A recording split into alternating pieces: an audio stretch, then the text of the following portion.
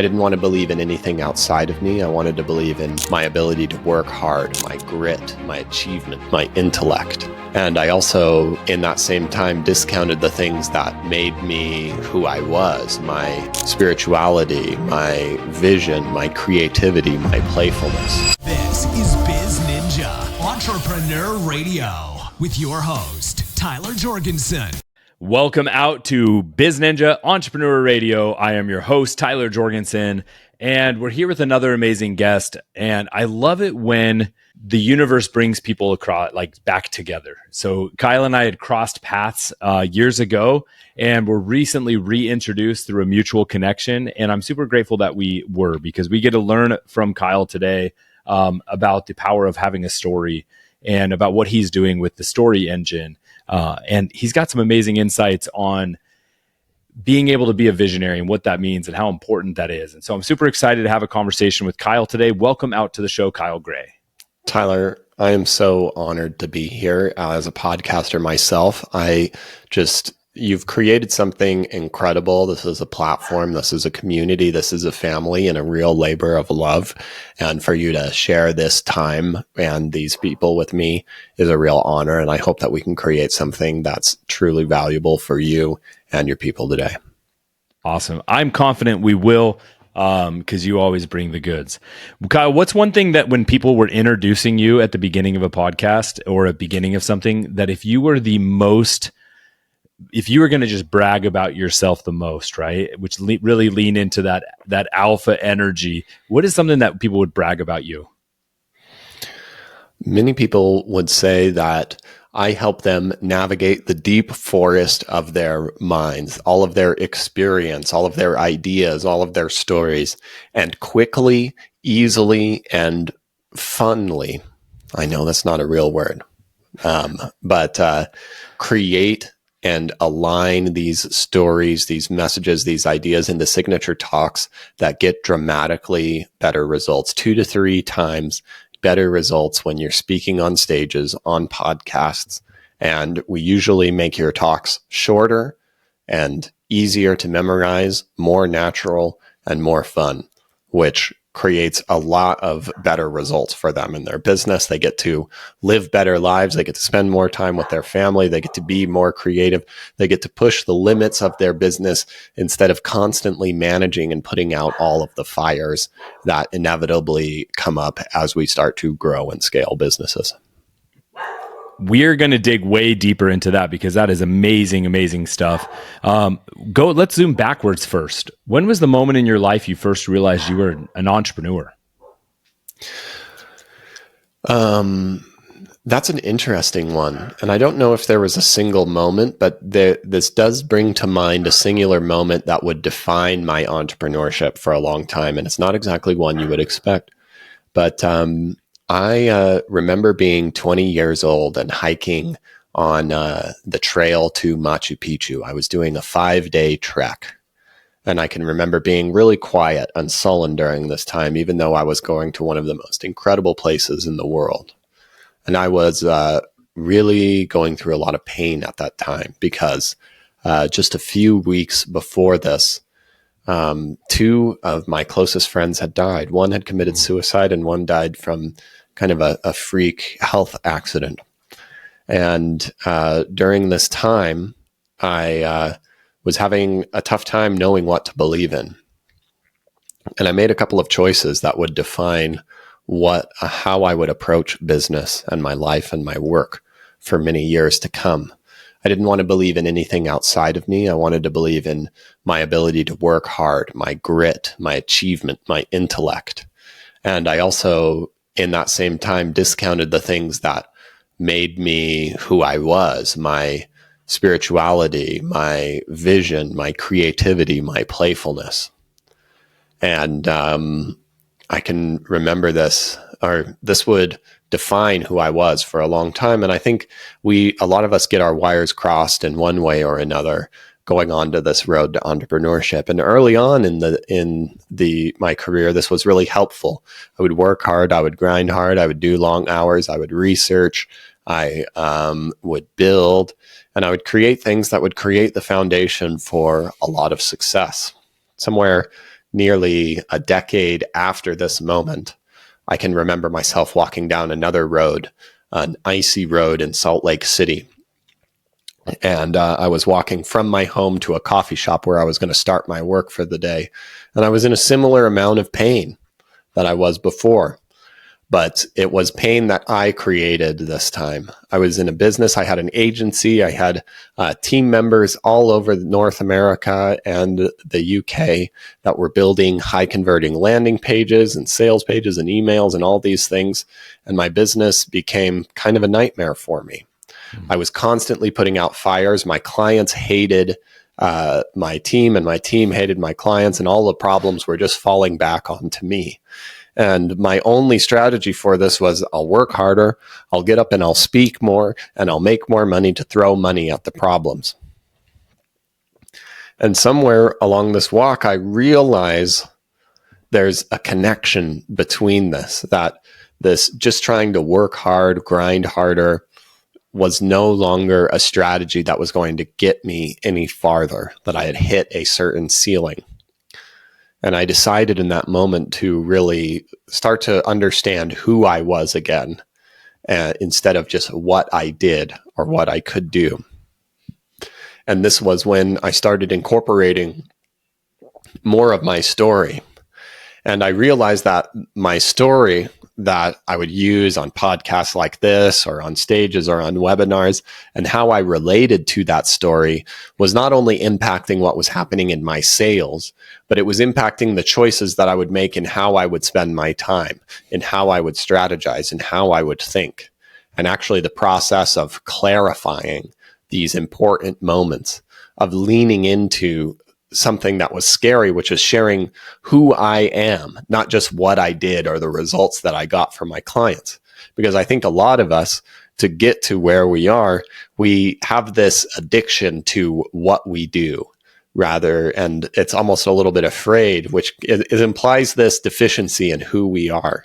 And so we always want to show off our best and strongest parts.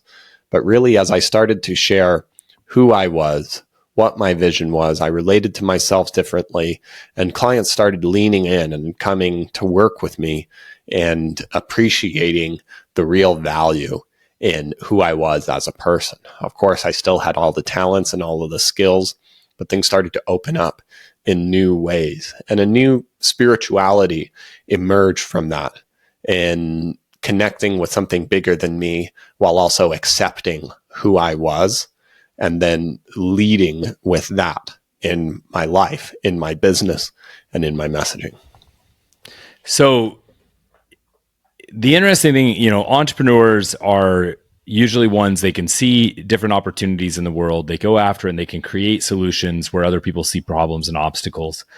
A lot of what you just described seemed like all of those things internally, like almost as if you can't solve the external problems if you don't face the internal problems. How big is that correlation for you between the self and what you can go and create? Almost everyone comes to me mostly without recognizing this at this exact turning point. So we are creative, we do solve problems, and we're great at solving these externally around the world. And there's this glass ceiling that I've noticed over time. It's usually in the mid 6 figures or low 7 figures, where being a hardworking person is no longer an adequate strategy to solving the problems that come up. And so we have teams that are bigger, we have problems that are bigger, we can't outwork them anymore. But it was something that we've doubled down on and built into what we're doing, and we've become somewhat addicted to this. And the process of managing all of this success we've created, which usually is managing team members, building things, putting out fires, which our hardworking addiction absolutely loves, and we find ourselves not being the visionary. And if you're listening to this, or if you're an entrepreneur, you're a visionary. And that means your job is to be in the uncertain, in the unknown, and to create the spaciousness for that.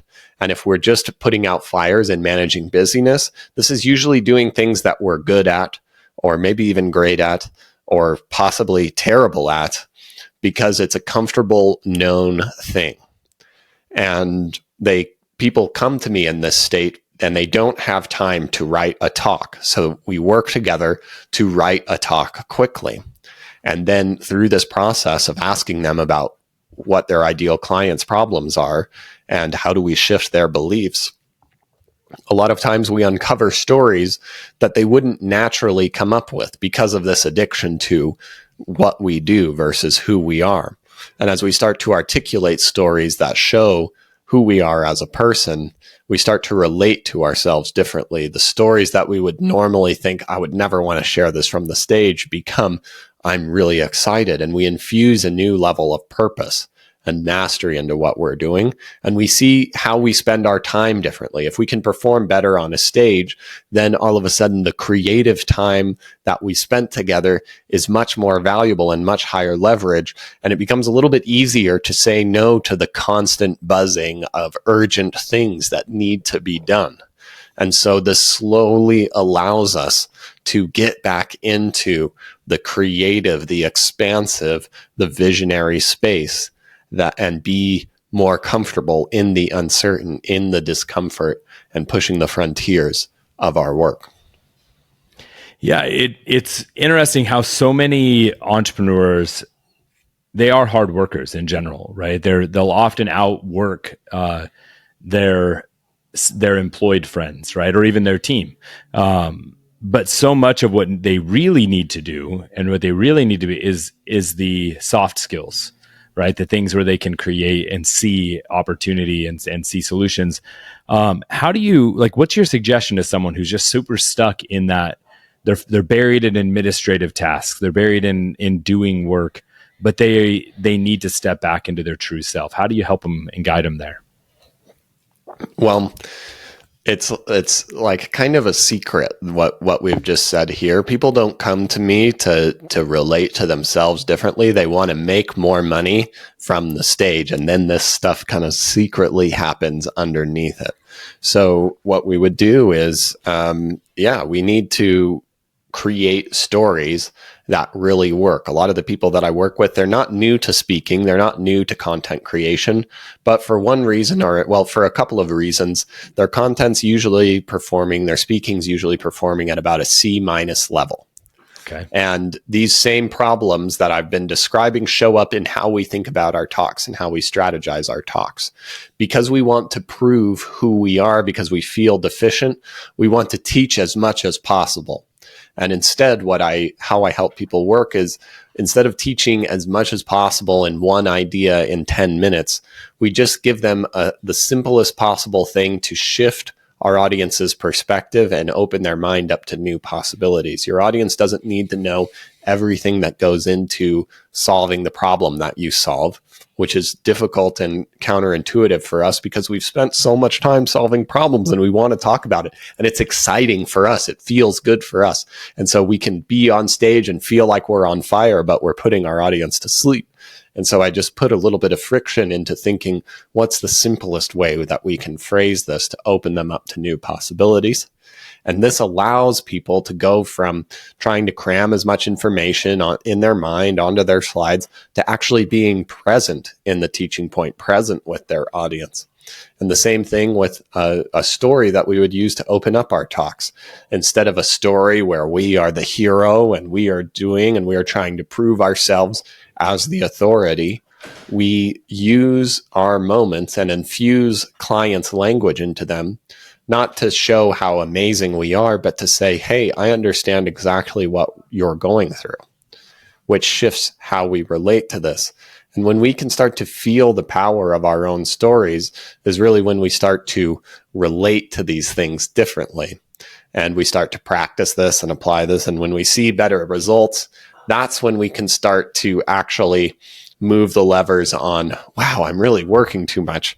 And if I just spent more time getting on more stages or using this talk, then my business would be growing a lot more. So maybe I should stop putting out all these fires, or I should start holding better boundaries with my team.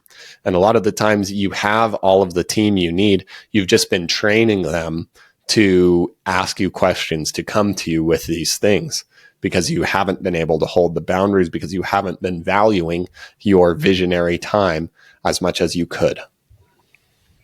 That's powerful. I know that that's definitely happened to me in the past as I've built companies where sometimes you inadvertently train the people to come to you instead of double checking SOPs or solving problems on their own. And every time you reinforce it, that becomes the new process. I also think it's really fascinating. You said most entrepreneurs, if they're speaking or something, they're speaking at a C- level. I find that really unique because so many entrepreneurs in school were C students, to the point where even like one of the best selling shirts that we do for Rich Dad Company is A students work for C students. Right. And so they are by nature, they're getting by those types of tasks and focusing back to other things. But when what you're saying is, man, if you realize how to get an A result, right, from the same work you're doing, or from that same talk, the output's better, right? And then that now as an entrepreneur is like, well, I care about output, right? I may not care about just like a grade or something like that, but I do care about the results. And so, finding unique ways to help people shift and do that, make that transformation. What is usually the in your business, like what are some big changes that you've made recently? What are you seeing shift in the marketplace, and how are you staying current? Absolutely. Well, I'm sure almost everybody's answers to this question who's been a guest on your show in the last little while has been incorporating artificial intelligence, which has been a really interesting process for me. I've experimented with this on several different levels in several different ways, and I've created custom AIs that understand my processes for creating stories, from how I ask questions to how I draw it out to how I shape client language onto your moments. And I've given them away sometimes. And I can remember, a few hours into releasing my first AI out into the world and getting an email from somebody saying, I learned to tell a better story and teach better, and I've already made 2 new sales in the last 2 hours. And I was like, oh no. I just killed my job. But leaning into it more, I've also used it more with what I do. And what I think I do differently to get the results than almost anybody else is I interview you. I draw out the story and the moments, and I help shape it in my own mind. And then I tell you your story as if I am you. So you get to experience what it feels like to have your story. This is somewhat confronting for some people because you're no longer in control. You don't get to control all of the little details and the things that are important to you. And this is exactly what you need to get out of your own way, because you relate to your stories and your ideas inappropriately. Because we overvalue certain things that we want to teach, and we undervalue certain things about who we are. And having somebody emphasize and strategize things differently allows you to feel it first. And then we can talk about the technique, which is what I really enjoy doing. And now, as I am telling you your story, I usually use my phone and I will speak into my custom GPT. And so it understands the techniques that I'm doing because I've uploaded my books. I've uploaded hundreds of talks. I've uploaded descriptions of every single technique that's present. And for each conversation, I can take, a real depth of client data, of case studies, of whatever else you bring to the table. And AI can consider a much broader context and weave in depth of language and things. So instead of having kind of like what I would produce for you is an idea that's maybe 80% good that you need to tune up and build your truth in. And now with the help of AI, I have a nicely, clearly written script that's stage ready and good. You still need to take time to adopt this story and this idea. You need to practice it and move through these ideas in a new way that you haven't been used to before. But it gets you a lot further and a lot closer to being stage ready than before. And so with these tools, what would take me, I have a VIP day where I write somebody's talk in a single day with them. And what used to take 5 or 6 hours of us working very diligently and focused now can take 3 hours and sometimes even less. And I still get a little bit insecure because it looks so easy and it's so dazzling. And I'm like, it looks easy and it is kind of easy now, but it's been built on the shoulders of giants. And I just hope that my people understand everything that goes into making it look like a magic trick. I think the right people do. I think a lot of people that are really involved in AI know the difference between lazy use and highly programmed, customized use. Like, garbage in, garbage out has never felt more real than what I'm experiencing with AI. If you don't, and confirmation bias and all these other things, that if you're not asking the right qualifiers, and if you've trained your ChatGPT to respond favorably to you over and over, it's amazing how different two people's AIs can give them different results. But that's a whole other tangent for sure. I think I really like what you were talking about, how we interact with our story inappropriately. I've never heard it worded that way. And it's true because we live in we're designed to keep ourselves safe, right? So we hide, we dodge sometimes when we approach shame or when we approach fear or when we approach things that make us feel unsafe. And so we tend to tell a diminished version of our story. We think that it's a safer version, but it's weak and it's actually going to have less impact. And it sounds like that's what you do, is help extract the authentic story. What kind of a reaction do people have when you tell that story to them? Do you ever have people just shut down and say, "Hey, I don't want to share it. Like I'm done." Is it too much for some people to face that reality? So there's a couple of different things involved in this. And I'll share a story about one of these experiences. A lot of people will be moved to tears hearing their own story. It's very vulnerable in some ways. There are a few people that are uncomfortable with this. And a lot of times there's a certain life cycle of stories. There are stories that are too soon. And this means you haven't done the emotional work to really integrate this story.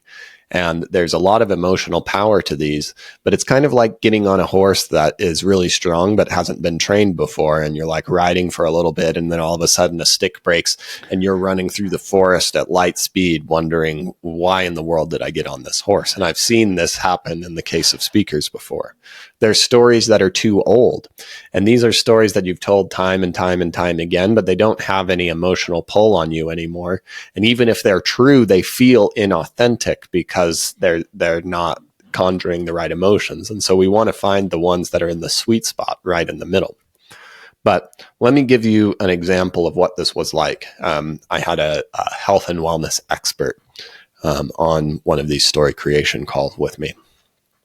And these emotions that you are intuiting were coming up right away. We'll call her Donna. That's not her real name, but so Donna gets on a call with me and she says, "Kyle, I'm stressed out." And I'm like, what's going on? We're trying to create a story. And she's like, "Well, I want to, I've been working with women with hormone problems for a long time, and I've been getting a lot of success with them." And I was like, "That doesn't sound like a problem. What's the problem?" And she's like, "Well, I want to work with children with ADHD and their parents, but I'm having trouble focusing on these two different audiences. I'm not sure what to do." And I just discovered not too long ago that I have ADHD, and now I'm in my 50s.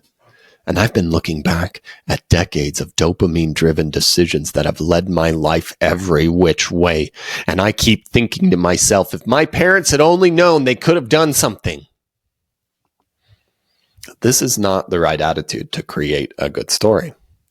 And so we have to kind of do some jujitsu here, or maybe Aikido. I say, "Debbie, do you want to play a game?" Or Donna. She says, "Yes. I want you to write down what you just said. If my parents had only known, they could have done something." She writes it down. I have her read it out loud, take a breath, read it out loud, take a breath, read it out loud. And I ask her to tell me where she feels these words in her body and how it feels. She points it out. She says, "Not very good." I'm like, "Perfect. That means we're on the right track." I have her change one word. If I had only known, I could have done something. Read, breathe, read, breathe, read, breathe. We identify where it is in the body. We see how it feels a little bit better. Okay, we're on the right track. I know now I can do something. Read, breathe, read, breathe. We're getting closer. And I ask her, what's one of the biggest reasons why a parent with a child with ADHD wouldn't want to talk to somebody like you? She knows it right away.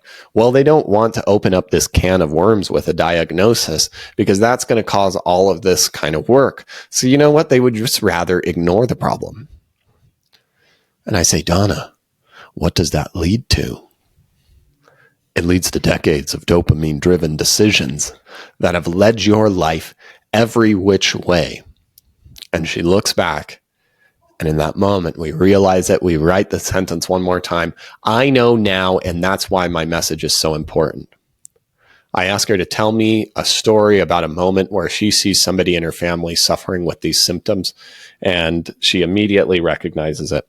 Her grandson is bouncing off of the walls in this one moment, and the boy's father is shouting at him, trying to calm him down, and they both end up frustrated and exasperated and sad. They don't understand each other.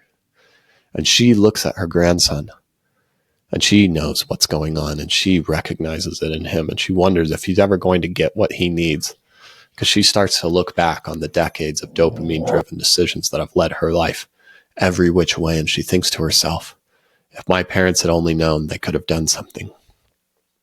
The most disempowered phrase at the beginning of our call becomes a laser-targeted objection overcoming statement.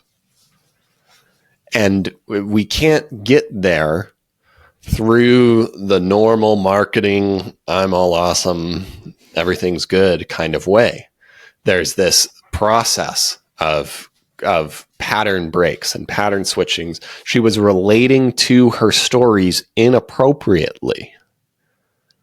And these perspective shifts, which are very difficult to do on your own, can lead to, she changed how she related to herself. We created rocket fuel from what was once a burden before it even got onto stages. But of course, it started performing really well when we had that targeted message for the right people. And that's what the experience is like. I think that's really powerful, how it wasn't necessarily a change of the words. It wasn't a change of the story. It was the proper positioning, the right part in the right place with the right energy. It's not rewriting a story. It's just telling it in a healthier way or in the more strategic way. But what's really, honestly, more authentic, right? And I just thought that's a powerful example. I love it, Kyle. As we get close to the end here, and as the show starts to wrap up, you started the show talking about that hike to Machu Picchu and how and about some of the grief that carried with that. And I think sometimes business we lose focus that business is about creating the life that we want.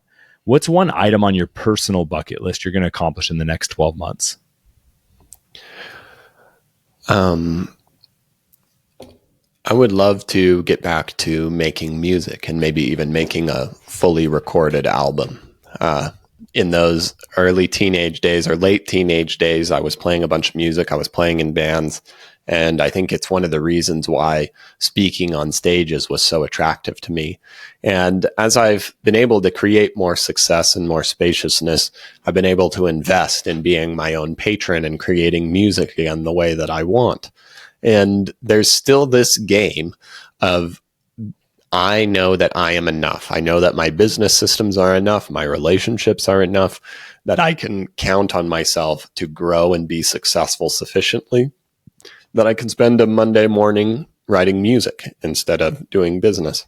Maybe not every day, but making the space for that. And also understanding that even though it may not be as clear of a link to ROI as doing email outreach or texting, following up with all of my possible prospects ever, that there is an intangible but very valuable ROI to this. And it brings to and informs everything else that I do. And by giving myself permission to live the lifestyle that I set out to create in my business grows. I love it. Thank you so much for sharing all of this with us. If you are interested in what Kyle does, please go check out thestoryengine.co. You can also find him on Instagram at HeyKyleGray. But to all my biz ninjas, wherever you're listening, watching, or tuning in, it's your turn to go out and do something.